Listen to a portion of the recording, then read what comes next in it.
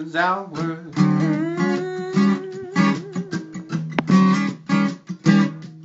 Inwards, out. And we used to sing it to the kids at night to put them to bed.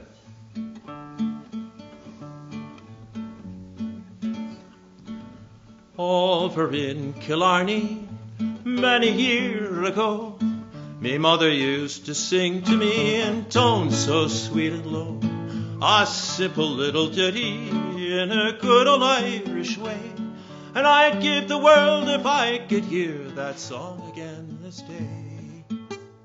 Tooraloo-raloo-ra, tooraloo-ra-lie, tooraloo-raloo-ra, hush now, don't you cry.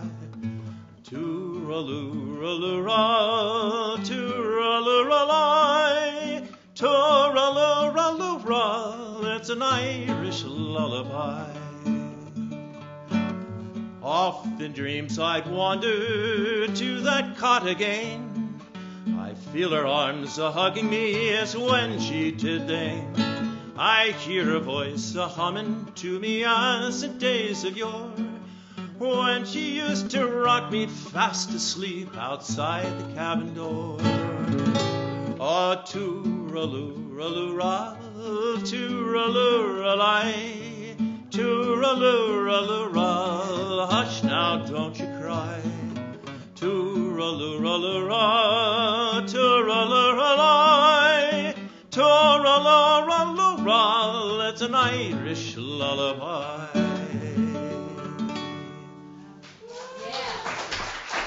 Thank you.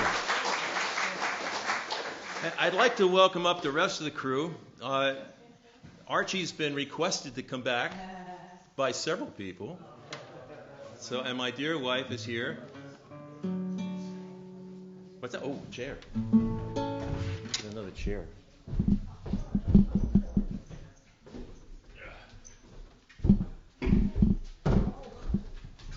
Okay.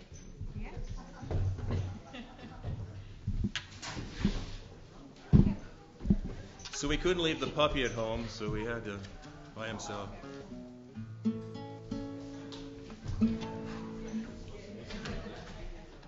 This is Salty. He's 6 months old. His name is Salty Dog. He's a sailboat dog. He sails with us. He's very excited. And Archie, many of you already know Archie, the Aussie.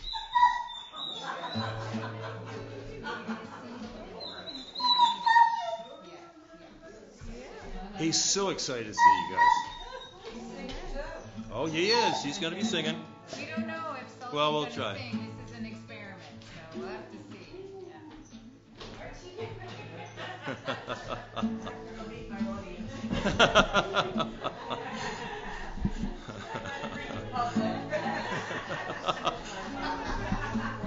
Yeah, this is slightly unexpected. Archie, up here. Good boy. Good boy. Good boy. So I'd like to sing a song from Bob Nolan. The song was called Way Out There, and it was written in 1934, and I picked it up in a book my father had. He was in love with cowboys, so this is one of the cowboy songs he just sang.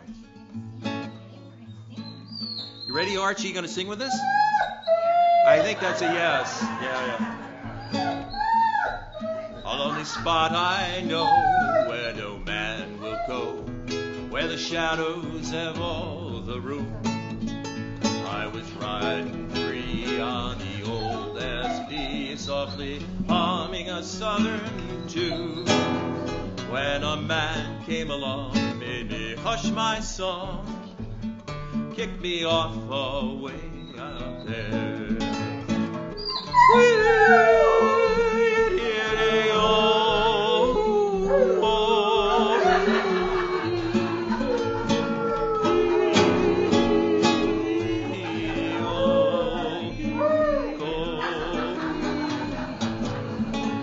He's a serious performer. So I threw down my load in the desert road and rested my weary legs. Watched the sinking sun take the tall shadows run out across the barren plain. Then I hummed a tune to the rising moon. It gets lonesome way out there.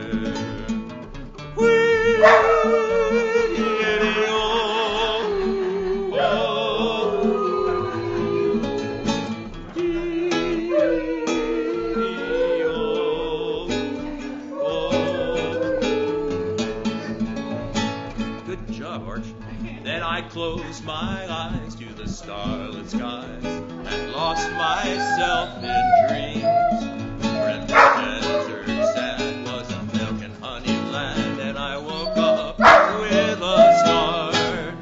There's a train coming back on that one-way track, gonna take me away from here.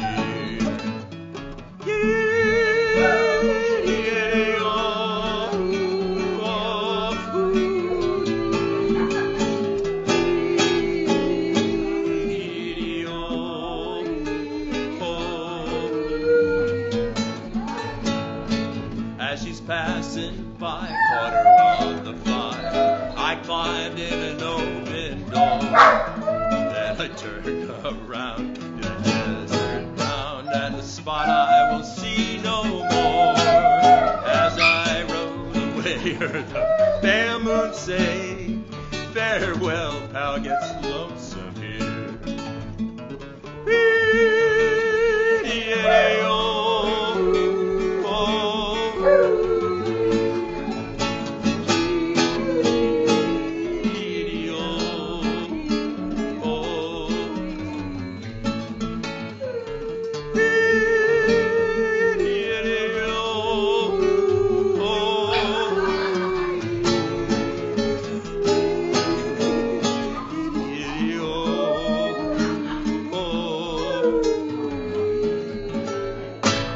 Thank you.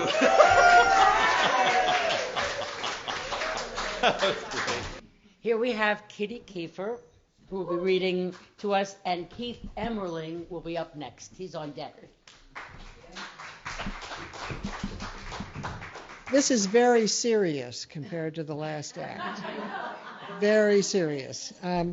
My name is Kitty Kiefer, and I'm running for selectman in Salisbury, and the election results will be final at about 8:20. So I don't know if I'm going to be in or out, and it's very exciting. And I was here 2 years ago doing the same thing as you were, and I won by 3 votes. So hopefully we'll see. All right. So anyway, back to business here. Autumn, fall, sunset, twilight, dusk, cool, harvest equinox, autumn. The fruits of earth are gathered in weeds, and hedgerows remain. Susurration. In murmuring wind, softly moving, fallen leaves, against the broken, collapsed, twisted weeds, the browning plants, colored by frost, then frost again. Fall, autumn, susurration. This sound exists without me, alone, universally available, present everywhere, in autumn. This sound exists without me or anyone else, whether we listen or ignore. The breath of souls, feathers lifting, lilting in space, motes and shafts of sunlight, drifting in the sound. Susurration. The breath of many sleeping and breathing, no one crying, no one awake, all sleeping. Inevitable breath, each following the one before, each part of susurration. Part of it all to make up the whole, the breath of sleep, the sound of a long, low wave, the tide in a river, the push of quiet, wet, quiet and dark, the pull towards solstice, candles lit on conifers, then flames flash up, a roar up, and they reach to melt the stars. Harmony and hush, groans as sap creaks in as light returns, more light each day. Autumn leaves, the fall to winter complete. And it's a continuation of what Deb had started many years ago.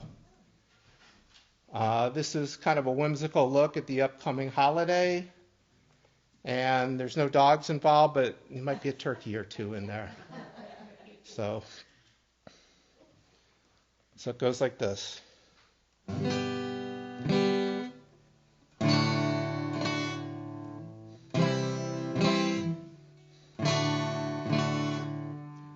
Put the feast on the table, carve it, pass it round, drink to the merry times, and wash the meal down. Who knows if we're gluttons, if we're drowning in the sauce? It's a special time of year to celebrate at all costs.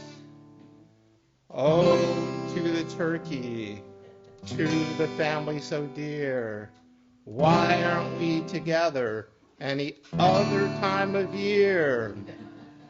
Aunt Sadie talks forever, she'll bend your precious ear. What she's really saying isn't all that clear. Dinner was delicious, coffee's going around. We'll tell tales of our lives and drive home safe and sound. Oh, to the turkey, to the family so dear, why aren't we together any other time of year?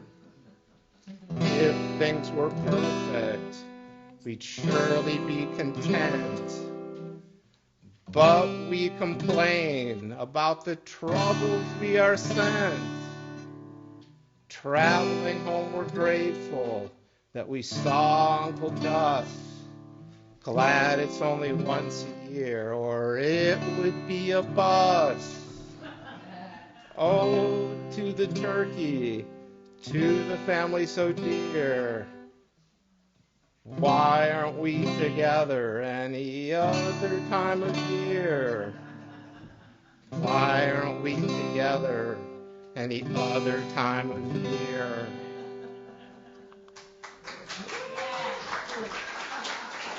Thank you. So the next one is called Oak Tree, and it's about growing up. So I am the time.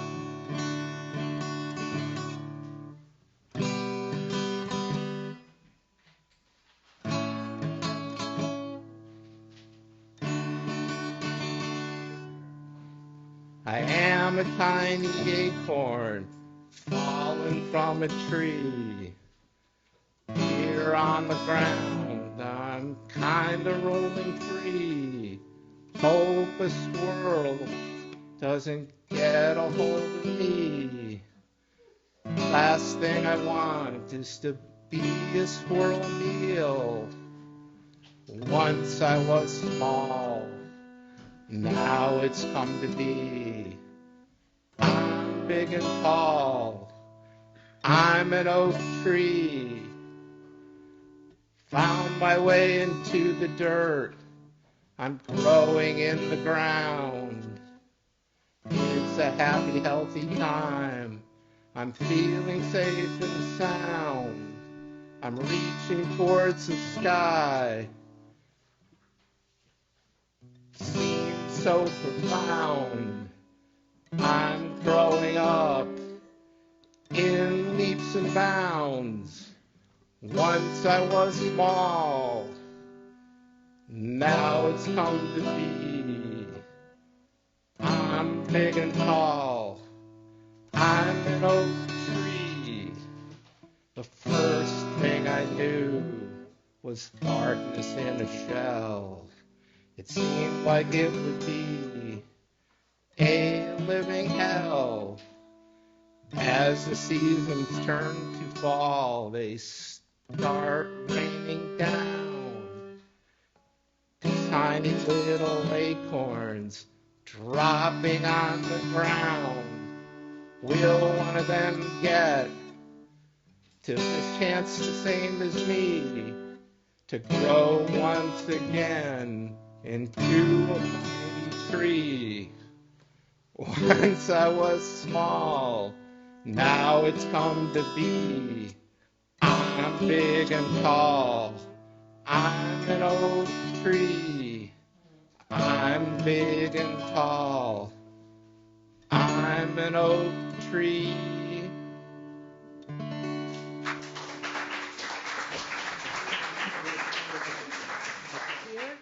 And on deck, Susan Solovey. Good evening, IWOW. I'm going to do, look at an old face in the back. Thank you for hanging the exhibit, Andreas, I heard. So everybody say hello to Andreas. I'm going to do 2 speeds tonight because who cannot comment on the dogs? So here is my fall to-do list. 1, get home, call the dog trainer, and inquire about singing lessons for Bo.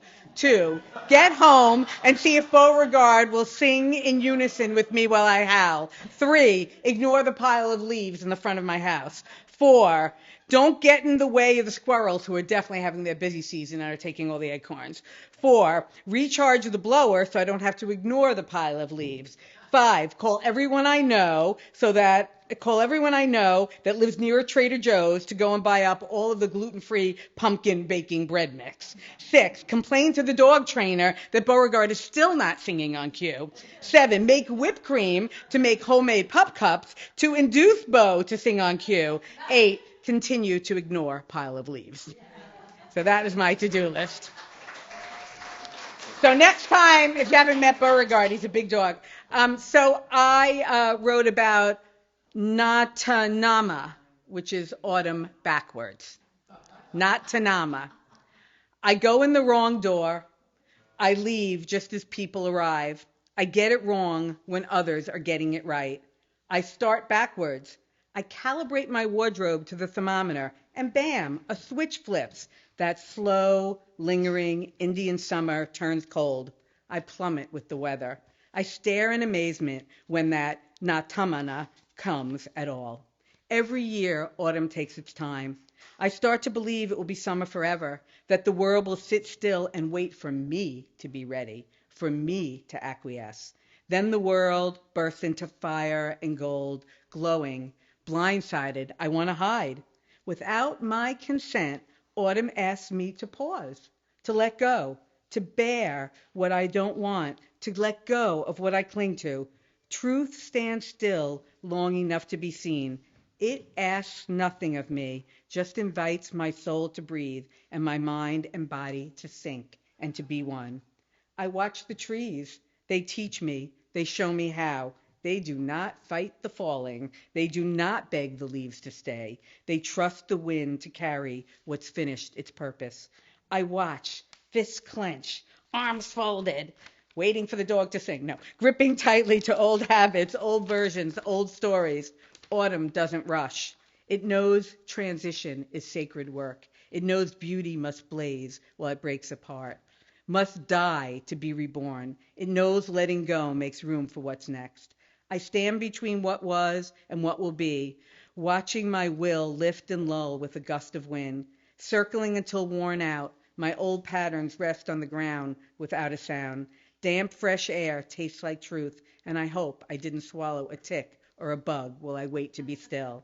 The piled leaves of my past haunt me. The clothes still hanging in my closet for someday, the flower pot that will never be planted, the expired cans of tomato sauce I keep because you just never know, the perfumed soaps from France 25 years old, still wrapped, still waiting to be special enough. My small, stubborn, defiant acts of thinking I am in charge, that change needs my permission. Shuffling through the dried, rusted leaves as they crack, I stop pretending I can control what's meant to move. I vow to go with the flow, to open to the universe, to bow with it, and let myself be carried, giving myself permission to be carried. The wind screams, stop resisting the change that's already chosen you.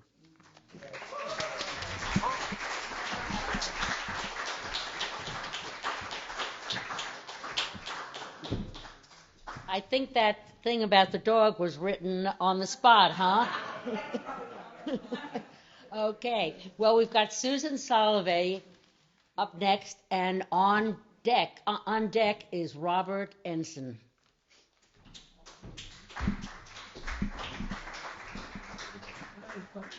This one? Hi, guys. What a beautiful night. Love seeing Deb's stuff everywhere. It's really, really a great show. Thank you. And thank you all who participated. Okay. Autumn. Hello, Autumn. I see you.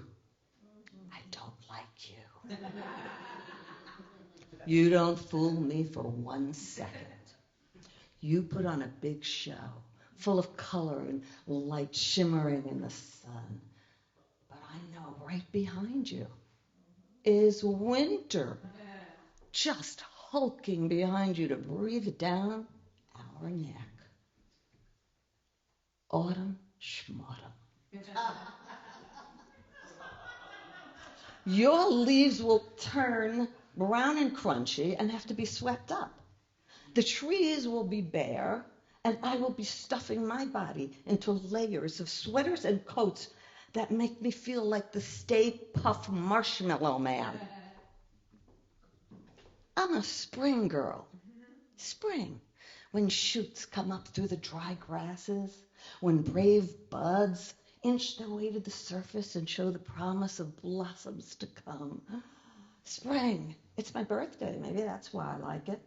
But everything is coming back to life, not coming to the end of life. Coming back to life, rebirth, blossoms, colors, growth. So, unfortunately, the numbers say I'm in the autumn of my life. 72, my husband's 82. This is the last chapter. How do we know how long or how this chapter will go? How long or short will it be? My mother passed away at 63 without a gray hair on her head. No stinking autumn for her.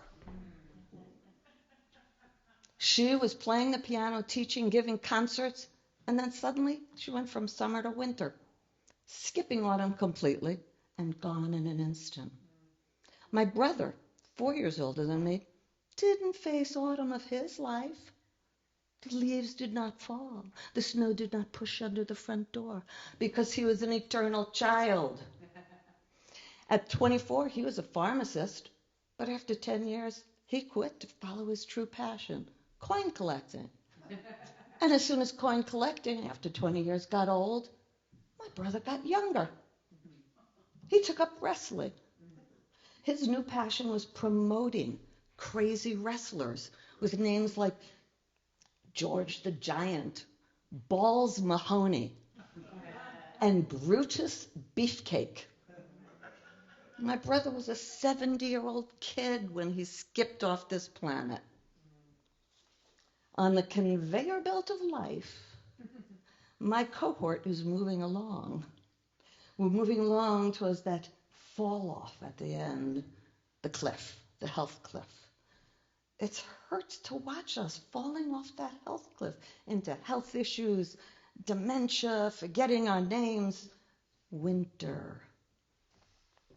So maybe I need to see the beauty of this autumn thing, this slow savoring, this essential time of transition, to take the sweaters out, bring in the firewood, pack away the ping pong table. Maybe slowing down and savoring is the right way to get ready for the winter of life, if we're lucky enough to get there. Nah. Screw it. To all of you who love the cooler air and the gorgeous shades of yellow and orange, the crunch of dry leaves on the ground, I say, fat! You can have autumn. It only means one thing: winter is coming. The days are getting shorter, my nose is running longer, my pockets are full of tissues, and my toes are cold. You may love to hunker down, read a good book, and toast your tootsies by the fire. I just want to ride my bike. And damn it, it's too cold out now.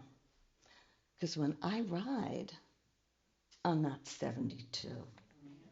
I'm 12. And it feels good, like springtime.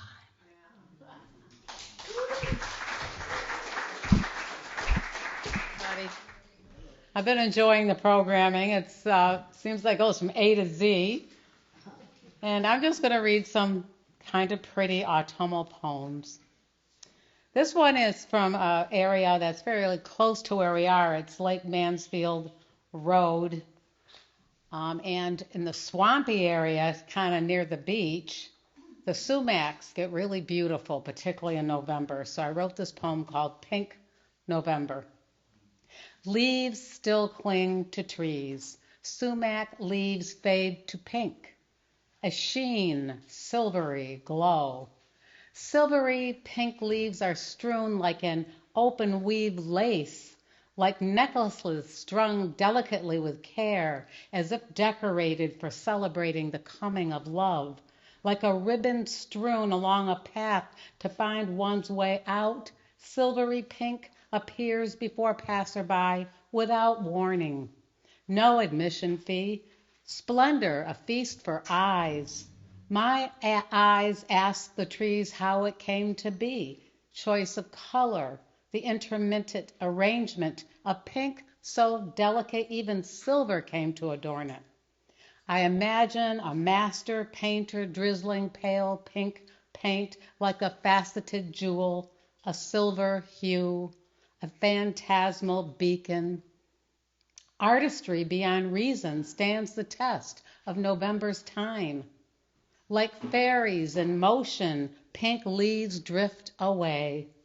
Pink November's pageantry now bed for decay. Pink November fades to the grayest of grays. Thank you. So this is another November nature poem, but a little bit different look at nature. November Sanctum. November mist snakes its path, winds through dried cornfields, masks faded goldenrod. Rustling low in the bush, turkey, quail flutter, scratch hard earth. Thrush snips last berry, a snarled twig snaps. Frigid morn slush forms a gray blanket, envelops distant pond except where unspoiled currents flow, mouth of creek leaves gaping hole. This fine line between autumn and winter rests with the mists, rests with the fowl, rests with the state that water exists in.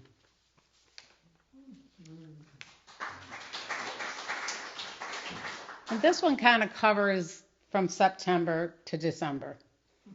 Swirling season. Broad, supple leaves count down days of summer. A charm flatters the wind.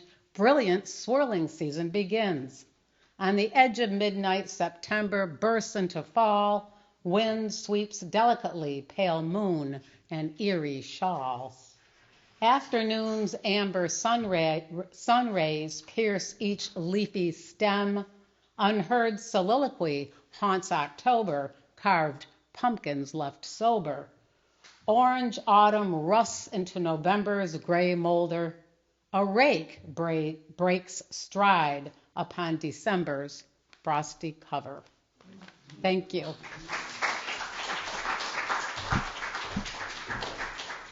So, this is a song that I've done it at IWOW before. I don't remember when, a year or 3 ago maybe. Something like that. Maybe 4 years, maybe last week. I don't know. And my favorite thing is when people sing with me. So I'm going to teach you the chorus. and that'll be your job, should you choose to accept your job. And I just want to say that one of the things that I think is a real act of rebellion in this country that we're living in these days is for people to sing. So this is called Don't Push the River. And the chorus goes something like this.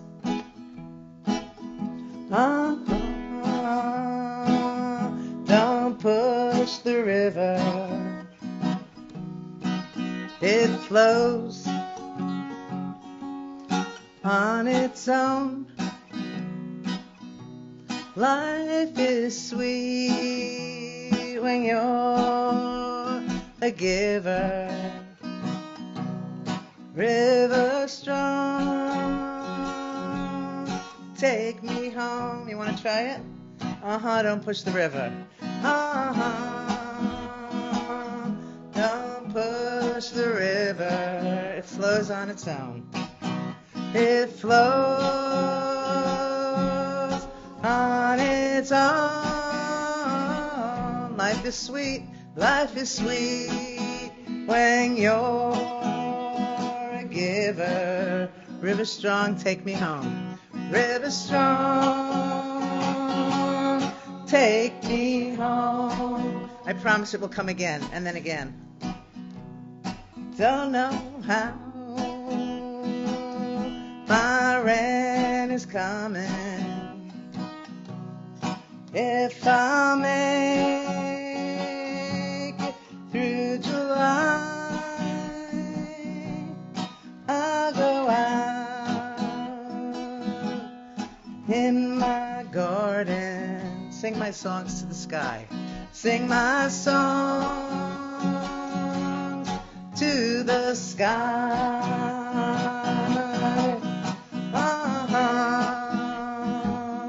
Don't push the river.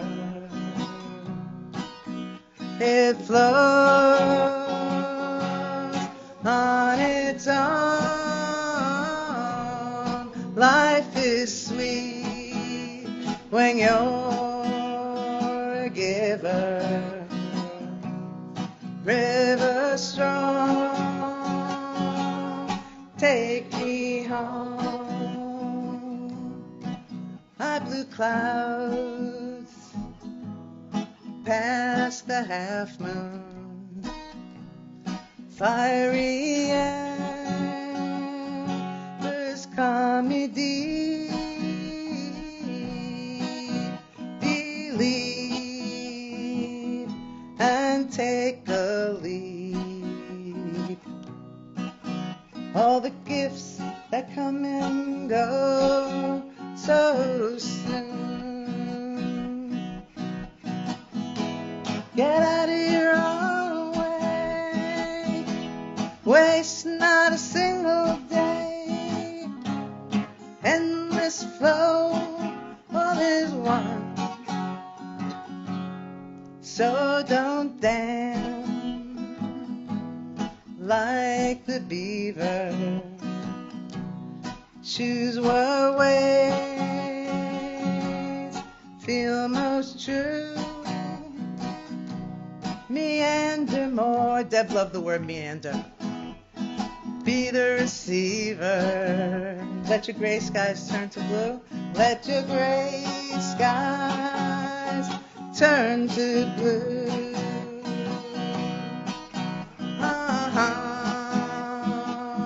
Don't push the river. It flows on its own. Life is sweet when you're a giver. River strong, take me home. Let's do it one more time. Don't push the river. It flows on its own. Life is sweet when you're a giver. River strong, take me home. River strong, please take me home.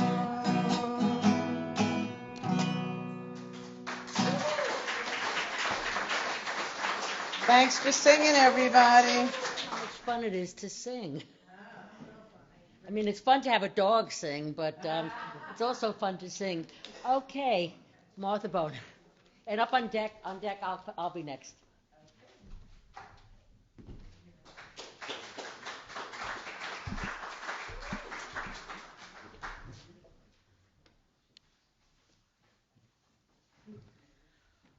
Autumn is my favorite time of year. Rolling clouds, howling winds, and threatening skies forecasting the impending chill of winter. And of course, the trees with crowns of color that whip around in the wind and make my eyes dance. But what I love most is that it gets dark really, really early. By 4:30 or 4:45, darkness descends upon me and allows me to crawl inside and explore what I'm hesitant to put out there in the glare of sunlight.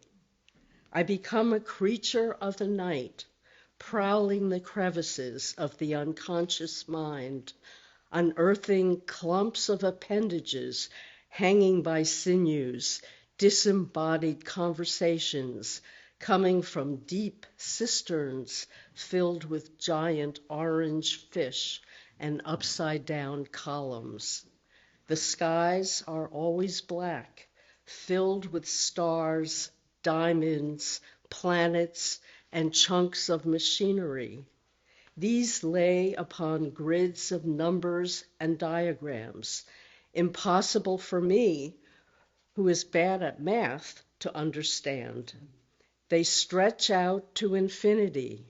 I tunnel in and look back upon eons of birth and death. My trajectory is filled with pain, like in childbirth. The symbols are always the same, round, hollow tubes with soft lips, long tubular things that endlessly intertwine, flaps of curled skin and crusty bone. Someone once said to me when he saw my art, "Is sex happening here?" Why, yes, of course it is. Everyone and everything is getting born again and again, rising from the damp earth, trailing their roots and colored leaves. I am the product of the love of thousands. Chapters of this book I'm working on that's called Final House. Here's another chapter. Entering Copake Lake Watershed. I've passed this sign daily for years with no idea what it means. I never knew anyone I could ask, nor the sign on the way out, exiting Copake Lake Watershed. Now I do. Amu, I dictate to my otherworldly companion, AI. What is a watershed? A watershed means that all water flows toward the lake. Then it adds, Copake comes from a Native American word meaning snake pond. It's the largest lake in Columbia County, 410 acres, bordered by 4.5 miles of shoreline, formed thousands of years ago by retreating ice. I shut it down. Amu can be very loquacious.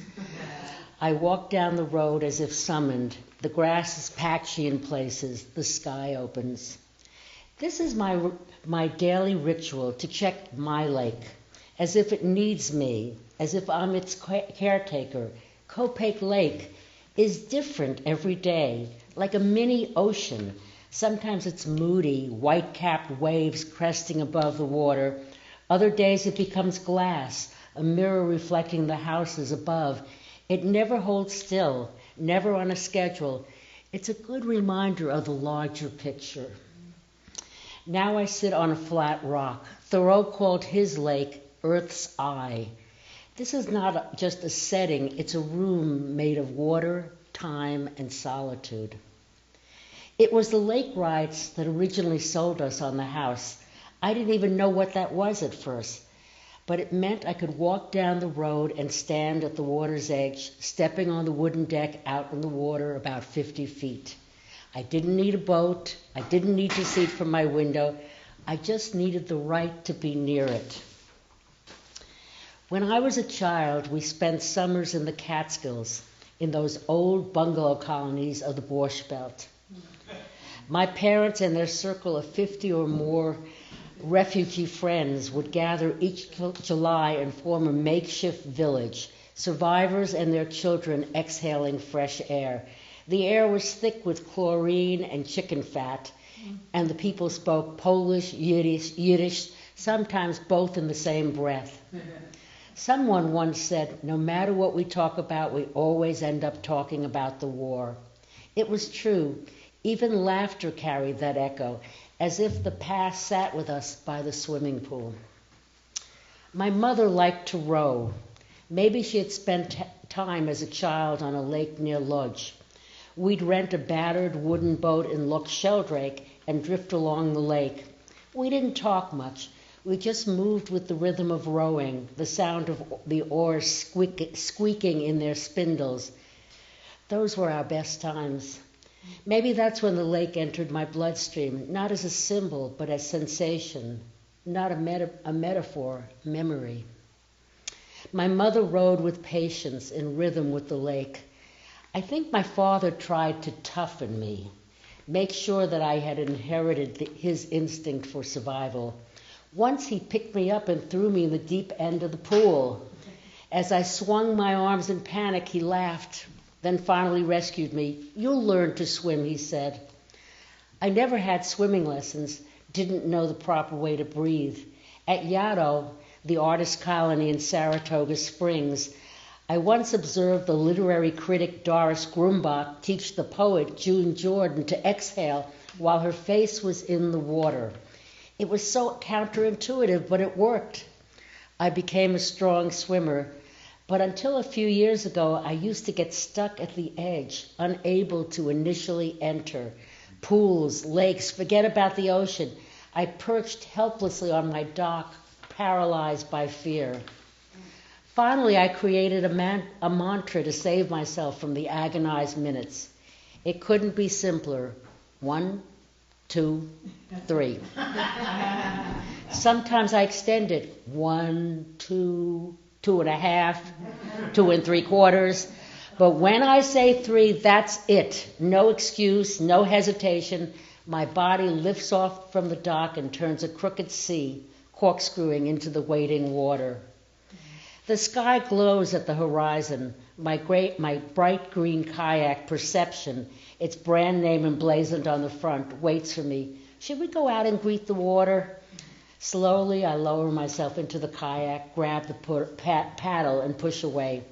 The water swooshes against the hull. I take off my shoes and let my feet dangle, dragging through the cool water.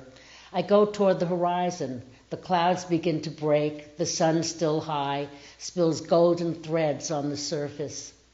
I pass one of the 2 islands on the lake. Mosquito Island is the smaller, just a scrap of land, wooded and uninhabited. Copake Island across the lake was once a famous summer camp and social club where Liberace performed. Now it's lined with fancy houses. Being midweek, the lake is still, no music, no people, just boats docked, bobbing in the water. When I'm out of the water, I feel her there, my mother, still rowing, still gliding through a room made entirely of water and sky. Seasons have passed since I first began my walks to the lake. What began as a ritual of observation has become a cycle of devotion. The lake keeps changing, and so do I. In summer, the lake is full of company. Ducks trail one another in solemn little convoys. Ripples stitch patterns in the afternoon light. people on their pontoon party boats, jet skis, and we swimmers and kayakers. By October, the world has emptied. The nights drop into the 40s, and the neighbors retreat inside. The ducks scatter, then they stop coming. Sometimes there's sun.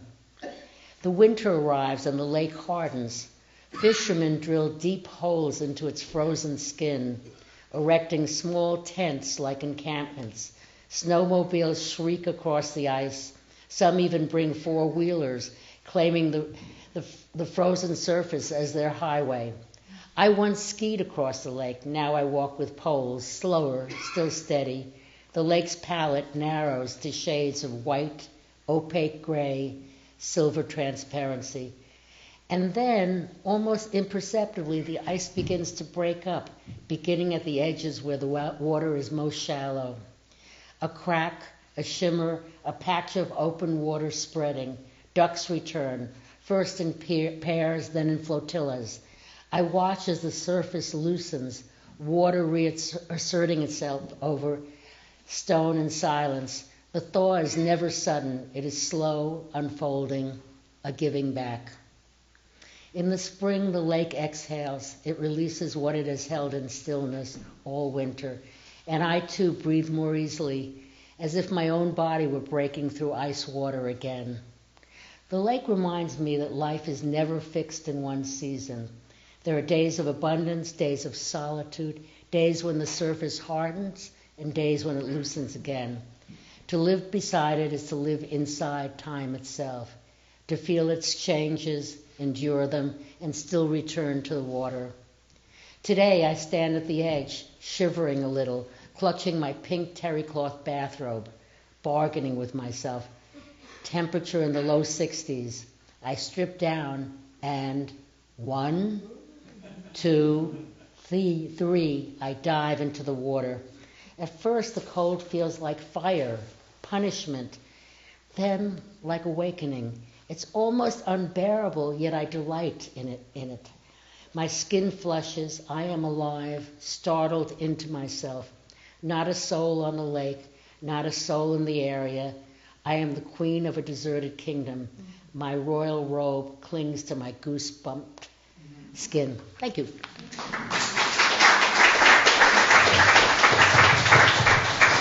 By the way, I just want to say it's a great thing to be working on a book, and as I'm working, being able to bring, to hear it and to feel it with you all. So thank you for listening. Her first album back in 1963 or 64 called It's My Way, and the name of this is going to be Cripple Creek, which she did on a mouth bow. I also heard another version of the song in 1905, and it was banjo driven and had the same words but in a different order and a little more spaced out. So it's the way it's folk music.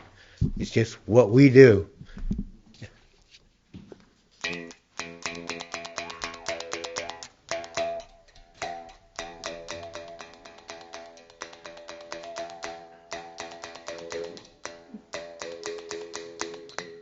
I got a gal at the head of the creek, and it going up to see her about the middle of the week. Kiss her on the mouth just as sweet as any wine. Wraps herself around me like a sweet potato vine. Going up Cripple Creek, going on a run. Going up Cripple Creek to have a little fun. Going up Cripple Creek, going in a whirl. Going up Cripple Creek, see my girl.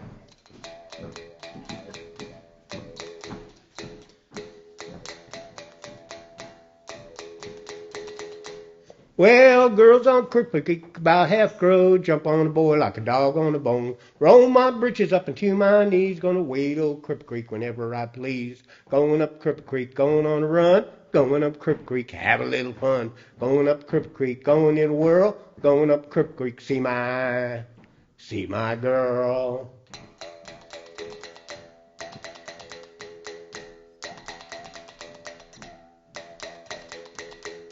Well, Cripple Creek wide and Cripple Creek deep, gonna weed old Cripple Creek before I sleep. Hills are steep and the roads are muddy, and I'm so drunk that I can't stand steady. I'm Going up Crip Creek, going on a run, going up Crip Creek, have a little fun. Going up Crip Creek, going in a whirl, going up Crip Creek, see my girl.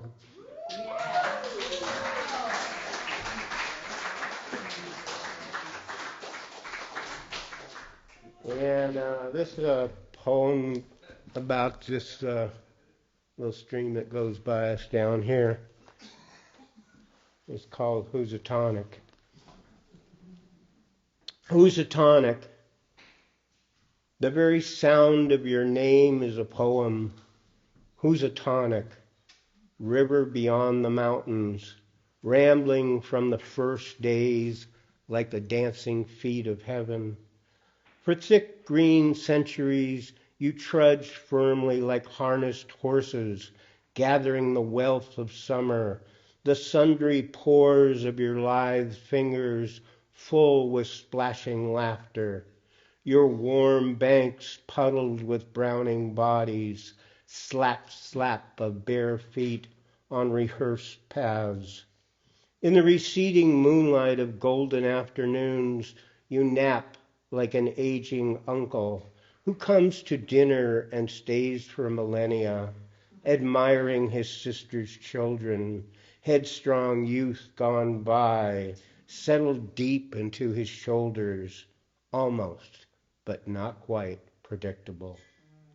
Captive nights you pull tight to your chin, the hard blue sheet, the soft white comforter, that you may rise to run to your mother, that you may hide behind her salt skirts. Shaken awake, your swollen womb, blossoming polyglot with cradled seeds, screaming liquid, pulsing wildly over scarred, shivering thighs, igneous eyes directing white-capped madness until hungry children suckle full your muddy pablum, and you rest once again within silt skin. Housatonic, I cry for you, poisoned lover, for I am not free as lovered past, to welcome you with smiling arms, to pile my clothes and dive headlong between your sandy knees. I can no longer drink deeply of your moonlit elixir, or fill my belly with the sustenance of your flowers.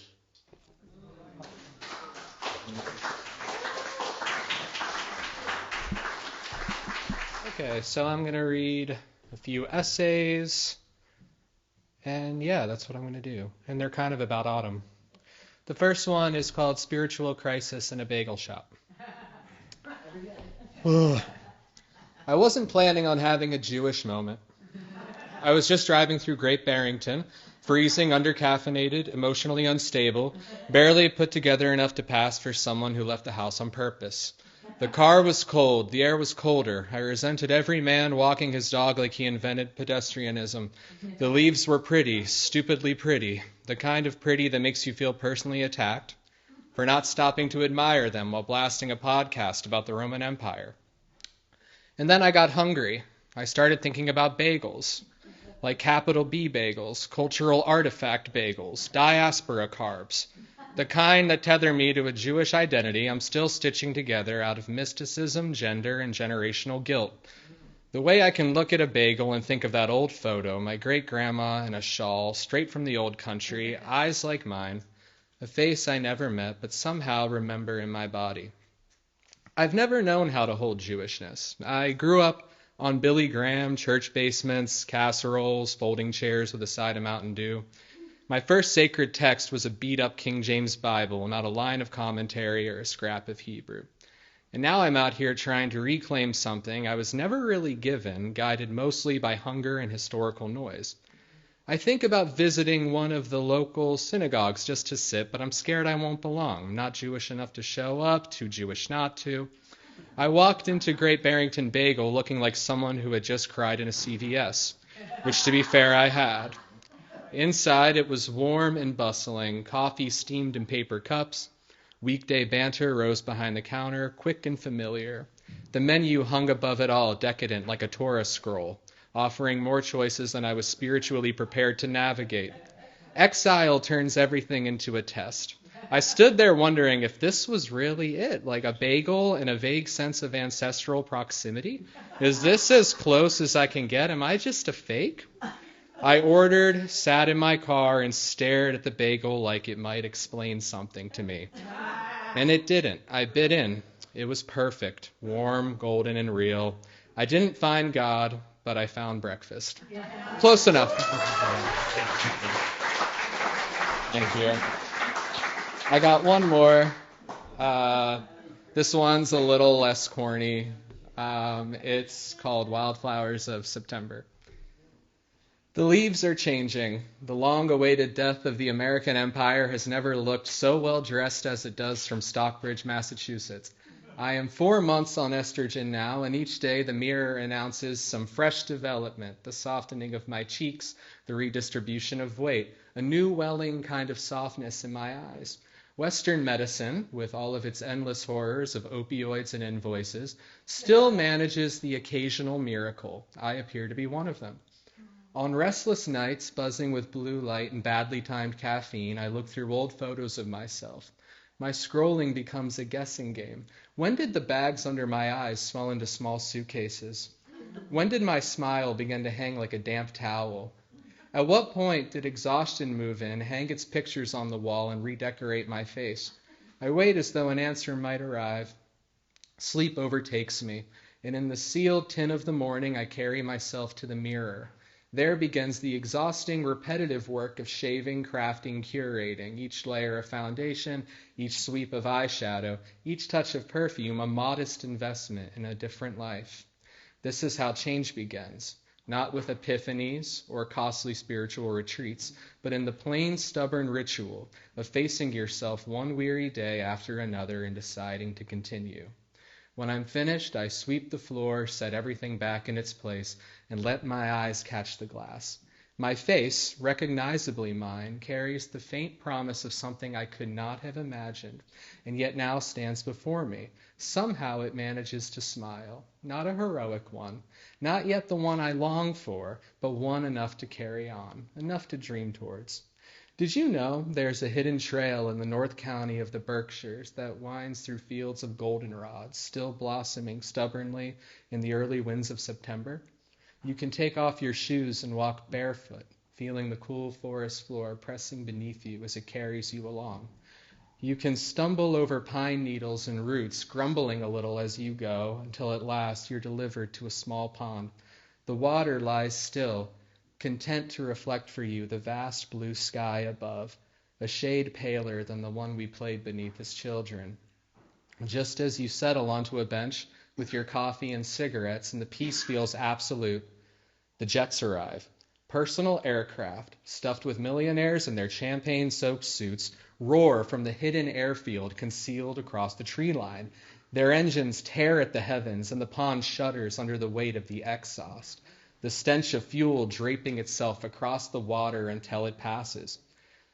If you were raised with money, the smell alone could be enough to ruin your morning. You gather your things, make a face, and march back through the forest as if the world owed you clean air. But if you were raised like me, you stay put. You know better than to waste a moment of stillness. The shriek fades, the stink thins, and by the time you've lit another cigarette, the pond has recovered its composure. The insects hum as if nothing ever happened. The birds return to their errands. The world pretends not to remember the intrusion.